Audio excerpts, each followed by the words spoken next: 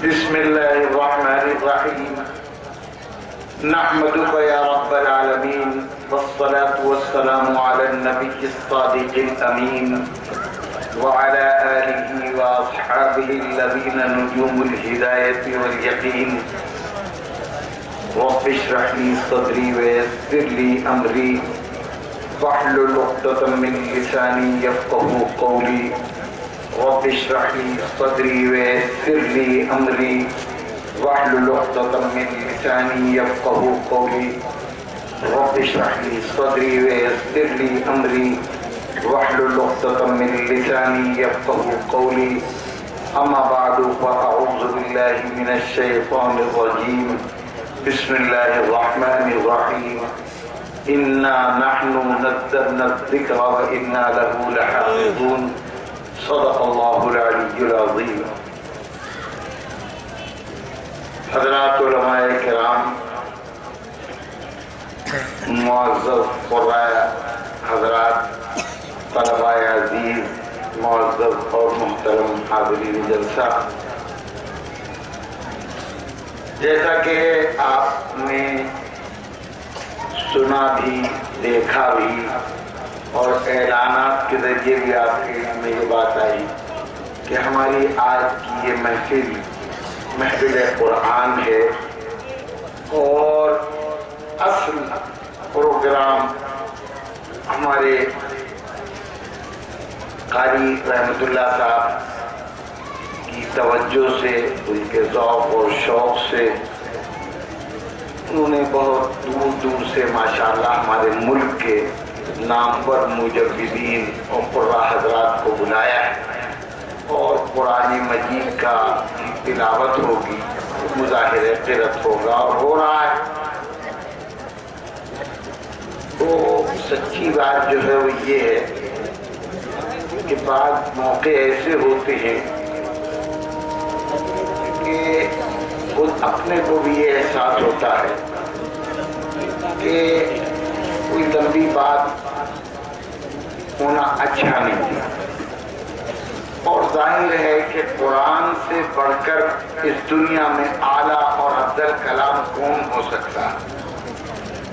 قرآن مجید کی تلاوت اور قرآن مجید کی سماعت تو بہت بڑی چیز ہے۔ ہمارے ایمان اور عقیدے کی بات تو یہ ہے کہ النظر الی المصحف عبادت، قرآن سامنے رکھا ہو اور صرف محبت کی نظر سے دیکھتے رہے، ثواب ملتا ہے۔ تو جس کتاب کو صرف محبت اور عقیدت سے دیکھنے میں ثواب ہو، اس کتاب کو پڑھنا، پھر اس کتاب کو سننا، اب اس سے اعلیٰ درجے کا کلام اس کائنات تو وہ بھی کیا سکتا ہے۔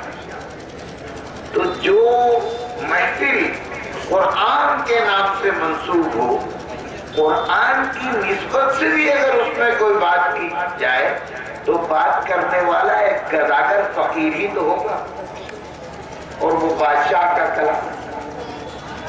تو میں ایسا نہیں چاہتا کہ قاری ریاض چڑھا رہے ہیں بہت دیر سے ہم کو، تو میں ایسا نہیں چاہتا کہ آپ لوگوں کو اس بادشاہ کے کلام کی سماعت سے دیر تک روکے رکھیں۔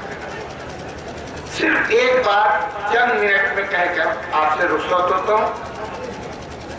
میں نے قرآن مجید کی ایک آیت آپ کے سامنے پڑھی اور وہ اس منظر کے تعلق سے آپ اپنی نظروں کے سامنے دیکھ رہے ہیں۔ کبھی چند منٹ پہلے ایک فہرست سنائی گئی اور بڑے اعزاز کے ساتھ، بڑے اکرام کے ساتھ، بڑے افتخار کے ساتھ ان بچوں کو جو آپ کے سامنے ہیں ان کے سروں پر دستار لپیٹی گئی اور ایک پگڑی باندھی۔ میں پوچھتا ہوں کیا ہوا یہ اس کے لیے کیوں سجایا گیا؟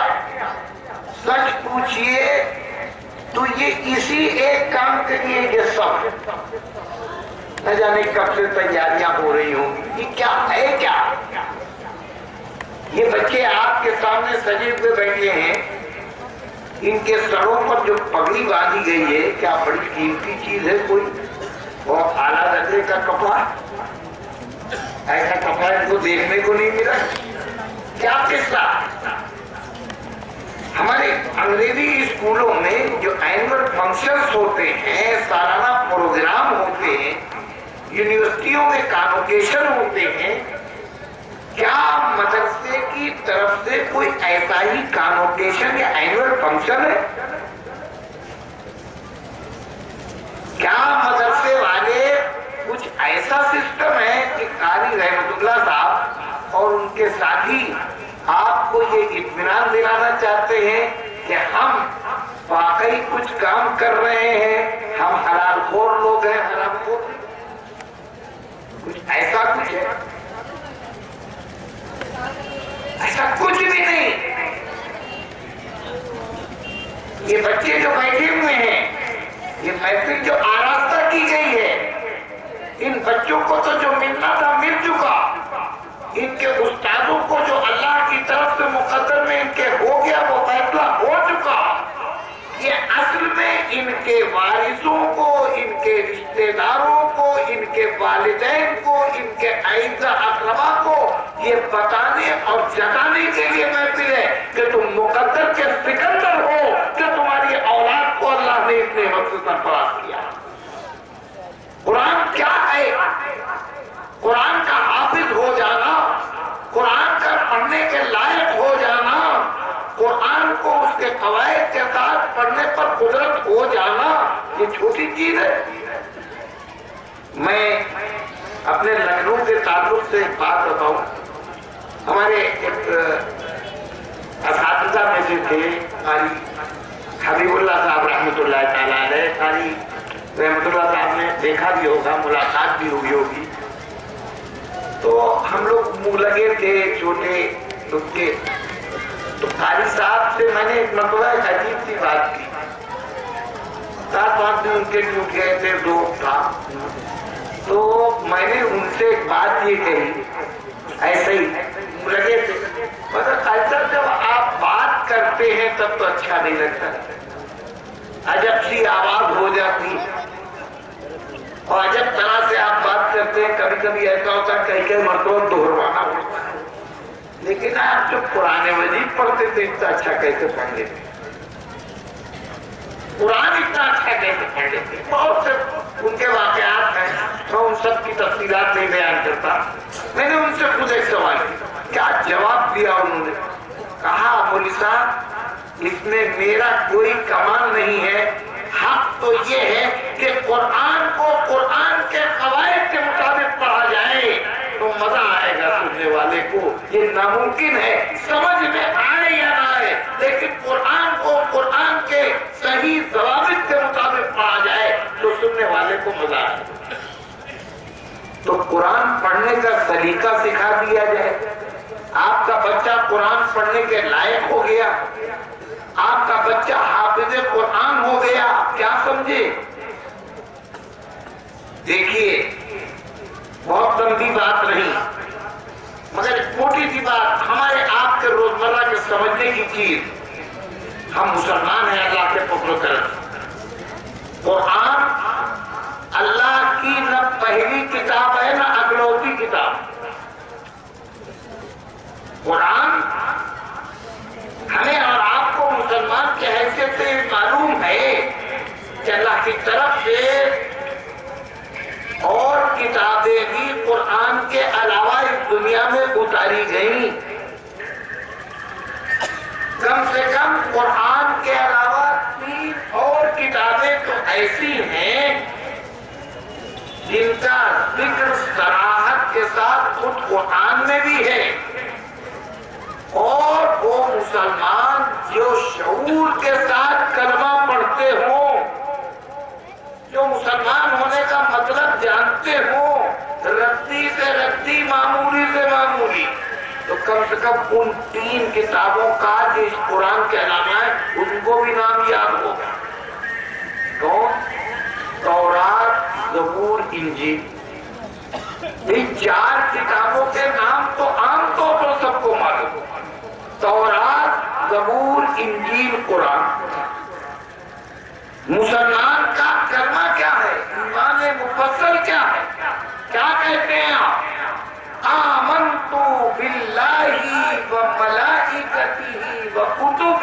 ورسله.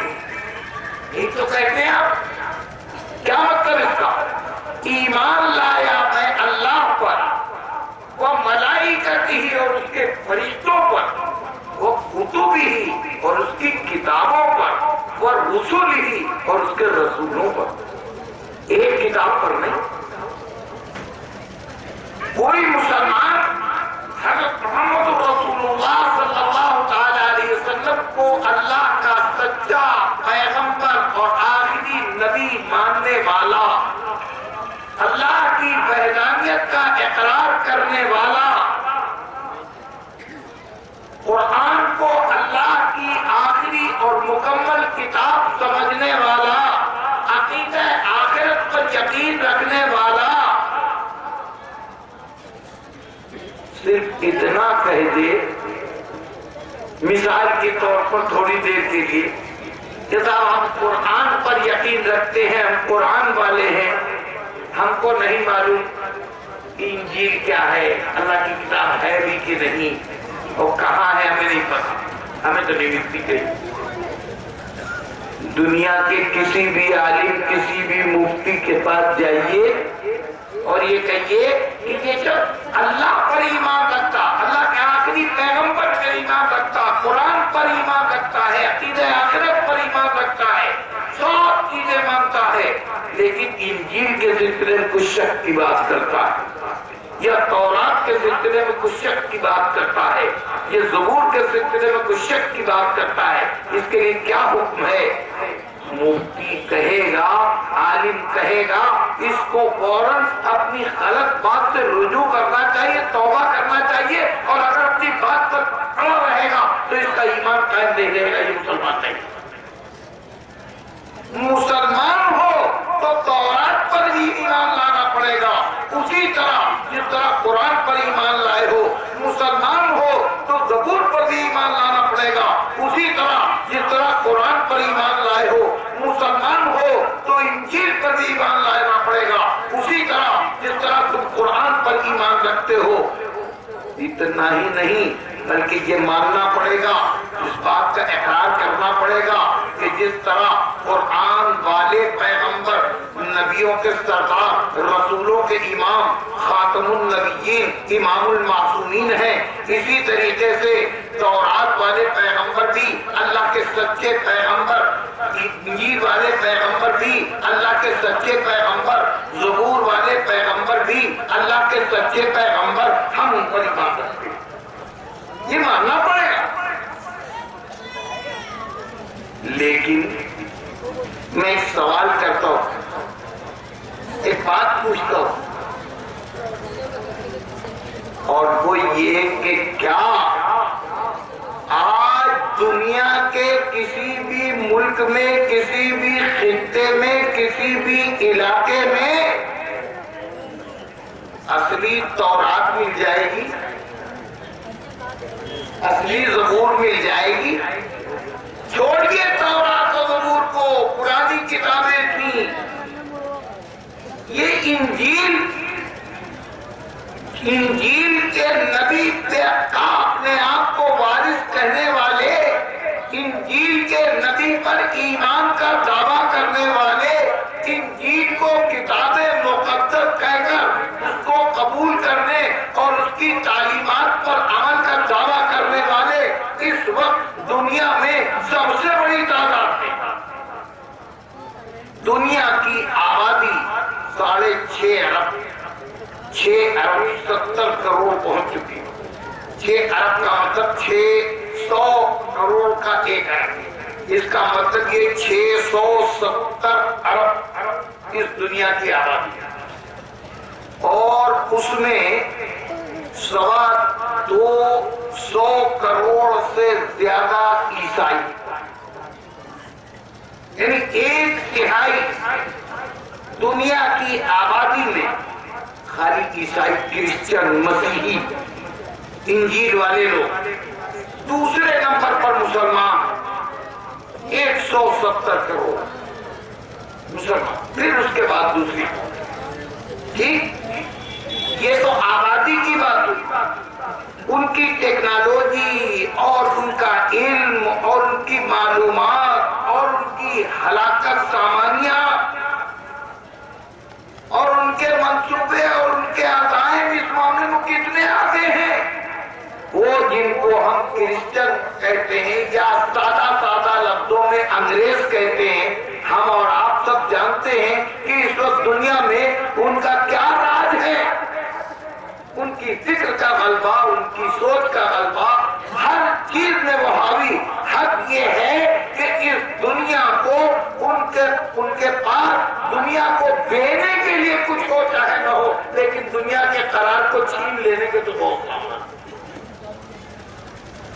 اس وقت ہمارے حالات یہ ہیں کہ فکروں میں انقلاب آ گیا، سوچنے کے ڈھنگ بدل گئے، سمجھنے کے انداز بدل گئے ہیں. آج دنیا میں جو نفع دینے والا ہے اس کی قیمت نہیں ہے، بلکہ جو دنیا سے چھیننے کی طاقت رکھنے والا ہے اس کا لوہا مانتی ہے دنیا. امریکہ کیا ہے؟ دنیا کا سب سے بڑا ملک کہا جاتا ہے امریکہ. جی، سب سے طاقتور ملک کہا جاتا ہے امریکہ. کیا طاقت ہے تمہاری؟ 2 سال 5 سال 10 سال 20 سال 50 سال کا ریکارڈ آپ اٹھا کر دیکھیے. ہمیں بتائیے کہ امریکہ نے دنیا کو کیا دیا؟ دنیا کے کتنے ملکوں سے بھوک کو ختم کیا؟ دنیا کے کتنے غریبوں کی مدد کی؟ دنیا کے کتنے بلکتے اور تڑپتے لوگوں کو سہارا دیا؟ دنیا کے کتنے مریضوں کو صحت کا سامان دیا؟ کوئی ریکارڈ نہیں. ہاں، دربن حملے کر کے سوتے ہوئے لوگوں کو قتل ضرور کیا ہے. اپنی بہادری پتری کے ذریعے منوانے کا سامان ضرور کیا. افغان کے نہتے فقیروں کے اوپر سوتے میں بمباری کر کے ان کے بچوں کو قتل کیا. بڑے مرد ہو، بڑے دلاور ہو، تمہاری مردانگی ہم جانے کہ جب ان فقیروں کے سامنے کھڑے ہونے کی ہمت کرو. یہ کیا کہ چوٹوں کے طریقے سے رات کو سوتے میں تم نے بم برسا دیے. تم ان فقیروں کو اس حال میں بھی کہ وہ نہتے ہیں، پاکا مت ہیں، لیکن ایمان والے ہیں اور ان کا عقیدہ یہ ہے کہ کافر ہے تو شمشیر پہ کرتا ہے بھروسہ، کافر ہے تو شمشیر پہ کرتا ہے بھروسہ، مومن ہے تو بے تیر بھی لوٹا ہے. سپاہی کھڑے ہو، مقابلہ کرو. بڑے بہادر موت کے سوداگر، بستیوں کو کھنڈروں میں تبدیل کرنے والے، زندگی کا سکون چھیننے والے، آبادیوں کو ویرانوں میں تبدیل کرنے والے. تمہارے پاس دنیا کو دینے کے لیے کیا ہے؟ دنیا سے چھیننے کی طاقت ہے. اس سے تم بڑے ہو، بہت بڑے قاتل ہو، بہت بڑے رہزن ہو، بہت بڑے بدماش ہو، بہت بڑے دہشت گرد ہو، بہت بڑے خبیث ہو، بہت بڑے انسانیت کے قاتل ہو. اس لیے تمہیں یہ حق ہے کہ تم کو بڑا کہا جائے، تم کو بڑا کہا جائے. ٹھیک ہے، لیکن تم کو دنیا بڑا کہتی ہے. چلو ٹھیک، چلو ٹھیک، مصور تیرے ہاتھوں کی بلائیں لے لوں. مصور تیرے ہاتھوں کی بلائیں لے لوں. خوب تصویر بنائی میرے پہلانے کو، خوب تصویر بنائی میرے پہلانے کو. چلو ٹھیک ہے، لیکن میں پوچھتا ہوں اس سب سے بڑی آبادی سے جن کے پاس ایسے میوزیم ہیں. برٹش میوزیم اب سے چند برس پہلے تک دنیا کا سب سے بڑا میوزیم تھا. اب امریکہ میں برٹش میوزیم سے بھی بڑا میوزیم بن گیا. یہ الگ بات ہے کہ شہرت کے اعتبار سے وہی برٹش میوزیم جو لندن میں ہے، برطانیہ کا سب سے قدیم اور سب سے زیادہ معتبر میوزیم سمجھا جاتا ہے. اس میوزیم کے اندر 3,000 اور 3,500 برس پہلے کی لکڑیاں رکھی ہیں حفاظت۔ آپ ذرا تصور کیجئے، لکڑی 10-20 برس میں خراب ہونے لگتی ہے۔ ہماری عام استعمالی لکڑیوں میں سب سے مضبوط، سب سے دیر پا لکڑی کون سی سمجھی جاتی ہے؟ کون؟ جی ساکھو، اور اس کی بھی عمر 300 برس، زیادہ سے زیادہ ساکھو کی عمر 300 برس۔ 100 گڑے، 100 لگے، 100 پڑے، بس 300 برس کے بعد ساکھو کی بھی کوئی گارنٹی نہیں۔ وہ لکڑی جو ہمارے یہاں سب سے زیادہ مضبوط سمجھی جاتی ہے، ٹھیک؟ امریکہ میں وہ برٹش میوزیم کے اندر 3,500 برس پرانی لکڑی موجود ہے، بالکل اوریجنل سے۔ کاغذ 2,500 سال پہلے کے کاغذ کے ٹکڑے موجود ہیں، 1,000 1200 1500 برس کے رومال اور کپڑے کے ٹکڑے موجود ہیں، ہڈی موجود ہے جی، اس کی حفاظت ہو رہی ہے نا بھائی؟ میں پوچھنا یہ چاہتا ہوں کہ اے وہ قوم جو اپنی ہنرمندی کے ذریعے، اپنی صلاحیت کے ذریعے ہڈی کی، کاغذ کی، لکڑی کی ہزاروں برس سے حفاظت کر رہی ہو، اے وہ لوگوں جن کو اللہ نے یہ صلاحیتیں دی ہو، تم اپنے امتیاز اور اپنے تشخص کی حفاظت کیوں نہیں کر پائے؟ کیا تم لوگ جو لکڑی کی حفاظت 3,000 برس سے کر رہے ہو، جو کاغذ کے ٹکڑوں کی حفاظت 2,500 اور 3,000 سے کم سال سے کر رہے ہو، تم اپنی کتاب مقدس کی بھی حفاظت کر پائے؟ باہمتوں سے آ گئی ہائے یہ پستی ہے بشر، باہمتوں سے آ گئی ہائے یہ پستی ہے بشر، سارے جہاں کا جائزہ اپنے جہاں سے بے خبر۔ اپنی اختیاروں سے خود کو بتا سکتے ہو؟ میں الہ آباد مہمہ یا یہ تو ایک گاؤں ہے، چند قدم کے فاصلے پر آپ کے، میں سمجھتا یہاں آ کے کتنے کلومیٹر ہے یہاں سے الہ آباد؟ 30 کلومیٹر۔ 30 کلومیٹر کا سفر کوئی مشکل تو نہیں۔ اور میں الہ آباد سے اتنی واقعیت بڑا شہر ہونے کے ناطے کہہ سکتا ہوں، اور نہیں تو لکھنؤ کے بارے میں تو بھائی یقین کے ساتھ میں دعوت دیتا ہوں، پہ تکمیل آرزو آؤ، پہ تکمیل آرزو آؤ، لے کے احساس جستجو آؤ، میں بتاؤں گا لکھنؤ کیا ہے۔ تم جو ایک بار لکھنؤ آؤ، آئیے میں آپ کو ملواؤں۔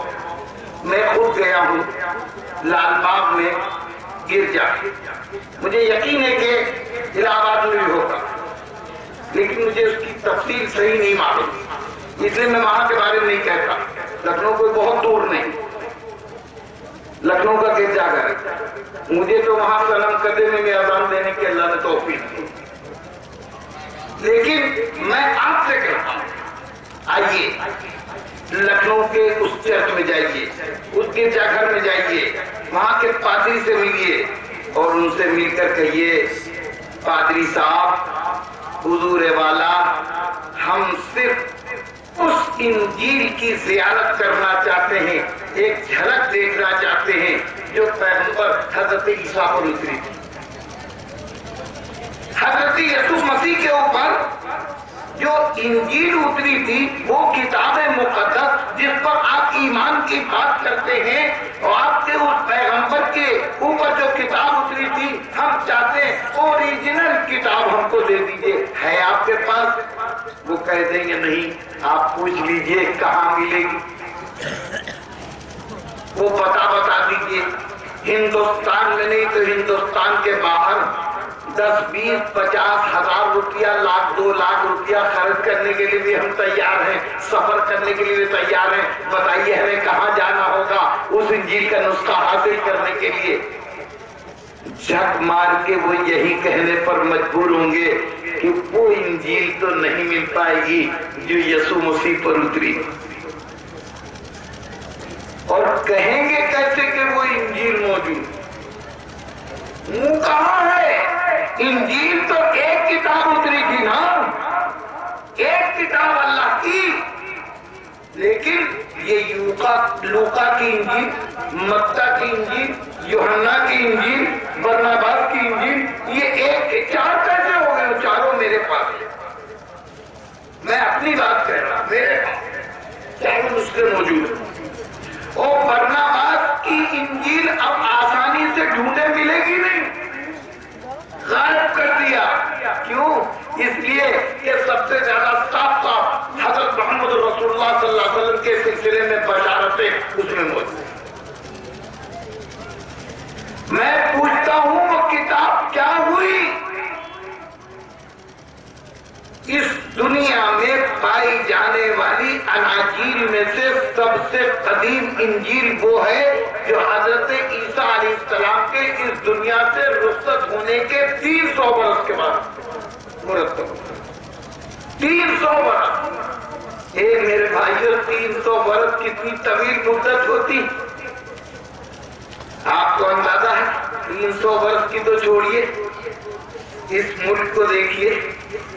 ابھی وہ آنکھیں اللہ ان کو سلامت رکھے، چند ہی چہرے صحیح لیکن ابھی وہ موجود ہیں جنہی نے اس ملک کو غلام بھی دیکھا ہے اور آزاد بھی دیکھا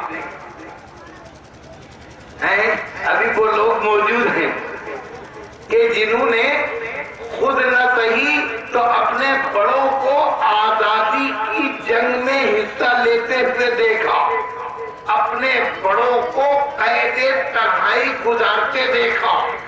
جی ابھی وہ لوگ بھی موجود ہیں، چند ہی لوگ صحیح، گنے چنے لوگ صحیح، لیکن وہ موجود ہیں جنہوں نے جیلیں کاٹی. لیکن آزادی کو کوئی بہت زیادہ لمبی مدت تو نہیں گزری. 1947 میں یہ ملک آزاد ہوا تھا. 47 سے پہلے یہ غلام ملک تھا. 65-66 برس کے عرصے میں زمین و آسمان بدل گئے. آج بے ننگو نام لوگ ہم سے پوچھ رہے ہیں، وہ جو اس ملک کے اندر جیلوں میں قید ہوئے معافی مانگ کر نکلے، وہ ملک کے وزیر اعظم تک بن گئے، اور ہم سے پوچھتے ہو کہ تم کون ہو؟ ارے ہم کون ہیں؟ ہم بتائیں. محفل میں ہم ہی ہیں تو سرے دار ہم ہی ہیں، محفل میں ہم ہی ہیں تو سرے دار ہم ہی ہیں. اے نفس محبت تیری رفتار ہم ہی ہیں. اور آرائش گلشن میں لہو جن کا ہے شامل، آرائش گلشن میں لہو جن کا ہے شامل، وہ ننگے چمن دشمن گلزار ہم ہی ہیں. ہم وہ ہیں. ہم سے پوچھا جا رہا ہے، یہ اس ملک کی تاریخ ہے.